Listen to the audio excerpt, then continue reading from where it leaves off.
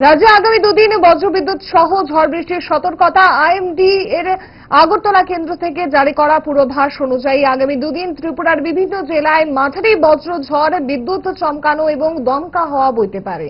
তাছাড়া খোয়াই ও পশ্চিম জেলায় ঘন্টায় 50 থেকে 60 কিলোমিটার বেগে ঝড়ো হওয়ার সম্ভাবনা রয়েছে। অন্যান্য জেলায়ও 40 থেকে 50 কিলোমিটার বেগে দমকা হাওয়ার সঙ্গে বজ্রঝড় হতে পারে।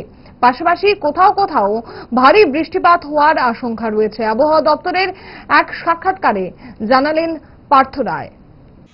আজকে আজকে এবং কালকে আমরা সাউথ ওয়েস্ট এবং খোয়াই এই দুটো ডিস্ট্রিক্টে কমলা সতর্কবার্তা জারি করেছি।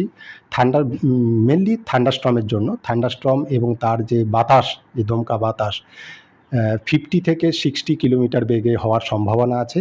এর জন্য আমরা কমলা সতর্কবার্তা রাখা হয়েছে এবং তার পাশাপাশি বাকি ডিস্ট্রিক্টগুলোতে আমাদের থান্ডারস্টর্ম হওয়ার সম্ভাবনা আছে। থান্ডারস্টর্ম লাইটনিং এবং তার যে বাতাসের গতিবেগ 40 থেকে 50 কিলোমিটার হতে পারে এবং বাকি ডিস্ট্রিক্টগুলোতে আমরা হলুদ সতর্কবার্তা রেখেছি। আর এর পাশাপাশি আমরা প্রত্যেকটা ডিস্ট্রিক্টেই 1-2 জায়গায় থান্ডারস্টর্মের কারণে ভারী বৃষ্টিপাত হওয়ার সম্ভাবনা আছে।